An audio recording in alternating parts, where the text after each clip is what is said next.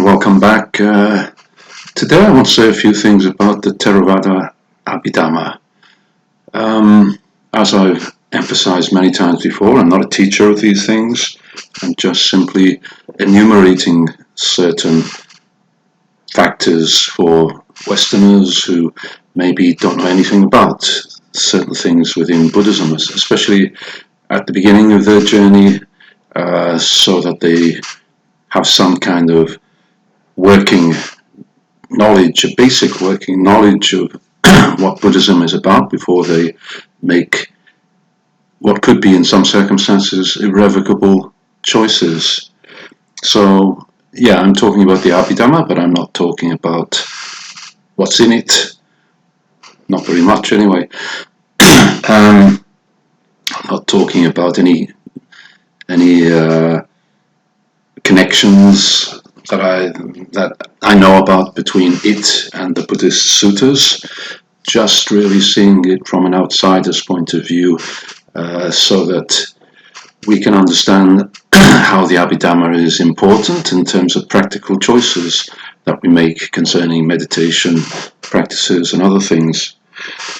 Well, the Theravada Abhidhamma has a kind of ambiguous status, I think, in Theravada Buddhism.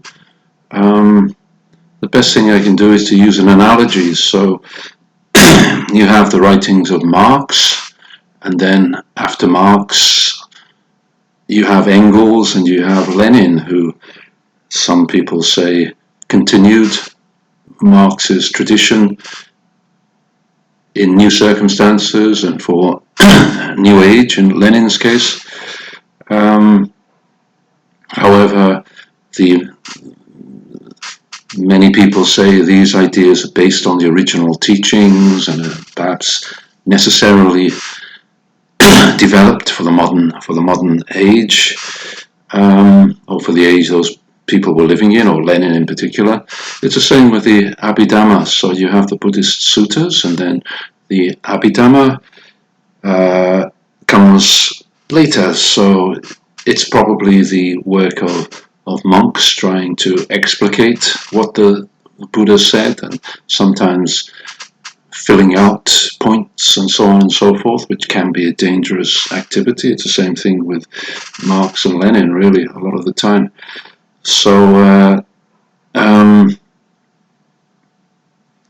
it should also be said that the official Theravada line on this is that the Abhidhamma is actually produced by the Buddha himself, because his mother, as we know, she died shortly after giving birth and was reborn in one of the Deva realms, one of the heavenly realms, and it is said that the Buddha went up to this heavenly realm every day, Tavitimsa, I think, and he taught his mother about the Dhamma, and every night he came down and told Sariputta what he'd taught that day, and Sariputta took it all down. So that's the official line. If you can accept that, then fine. Otherwise, you will believe that this was produced by monks after the Buddha's parinibbana. So the controversial elements really are that some people say the ideas were developed in the wrong way. So it's exactly the same as what in Marxism people say about Engels and Lenin. Some people like what they wrote and see it as a building on what went before. Other people see it as taking the teachings in new directions. It's the same with the Abhidhamma. So those who support the Abhidhamma are happy to go along with any new developments that Abhidhamma might make, and tend to see it as building on what the Buddha actually said in the suttas, bringing out implications in the original. Others see it as deviant, taking a new direction, saying things that were never in the suttas. And this has an effect in the meditation world, because probably the most popular meditation system of Theravada Buddhism is Vipassana, which is taken from the 19th century Burmese tradition, and it emphasizes a break or a separation between samadhi or shamatha practice, concentration practice, and insight. Everybody agrees that you have to do insight to reach nibbana, to find enlightenment, but there are different ideas about how you get there. So those who like the Abhidhamma are quite happy to support this idea of a separation between samadhi and insight. However, that's there in the Abhidhamma. It's also there in the Visuddhimagga, another famous commentary on Buddhism, produced probably about 1,000 years after the Buddha lived. And yeah, this idea of separation between the two, it's definitely there in the commentarial tradition. So people who like Abhidhamma and commentaries will tend to support this kind of practice.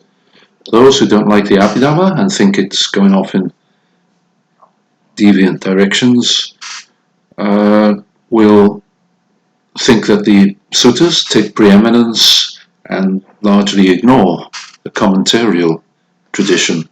And these people emphasize that in the suttas, the Buddha always talks about the monk going to quiet place and establishing mindfulness, the root of a tree, establishing mindfulness in front of him, and breathing in and out, taking the focus of the breath, and usually says that joy arises, and critics will say of Abhidhamma and Vipassana will say that joy rarely arises with Vipassana.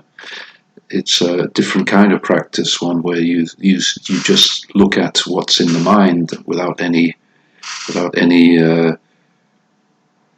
comment on it, really. So these people say it's pretty obvious that he's talking about samadhi meditation, which is spoken of in many places, and it's clear that it includes certain characteristics, including vitaka, vichara, some thought processes, and also piti and sukha, which is described as joy of the mind and body. And I think it's ekaggata, which is kind of like samadhi or concentration, one-pointedness, unity. But the essential one is the joy. So the Buddha talks over and over again about the joy that one gets from meditation, and he also talks about Sariputta in samadhi meditation, experiencing insight. That's in the Anupada Sutta.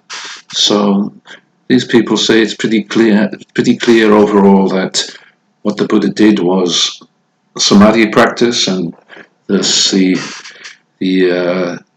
vipassana came either in the practice or as a result of the practice. Maybe it affected the person's point of view after coming out of this meditation.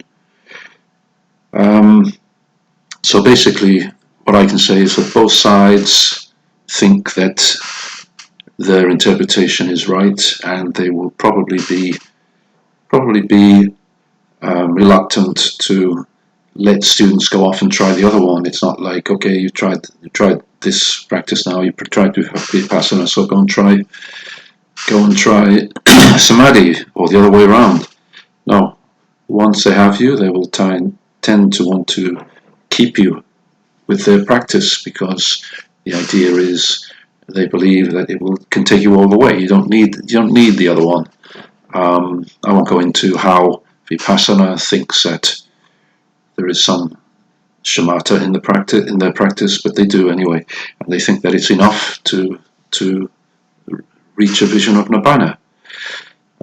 So that's how it effectively is important for new meditators and newcomers to Buddhism. They may not realize that there is kind of disputes within Therevada itself, which is not open, so they don't disagree and open, and they tend to tolerate each other, but effectively they don't really have much to do with each other and don't support each other very much. And most of all, they don't encourage meditators to go from their tradition to the other. So it's worth new meditators from the West doing their homework and finding out about the two approaches and what their practices are based on before rushing into accepting a practice which they may want to change a year down the line. So my advice is know what you're going into. So I hope that's useful. About Abhidhamma, as you can see, I never actually said much about Abhidhamma at all because I don't know a lot about it. I've listened to Bhikkhu Bodhi's lectures online about Abhidhamma, and that's enough really. It comes to about 20 hours, 10 2-hour lectures. So if you're really interested in Abhidhamma, that's what you should do. Yeah, I think Bhikkhu Bodhi is the foremost authority in the English-speaking world on the Abhidhamma. So yeah, the resources are there. If you want to make use of them, you can watch his lectures.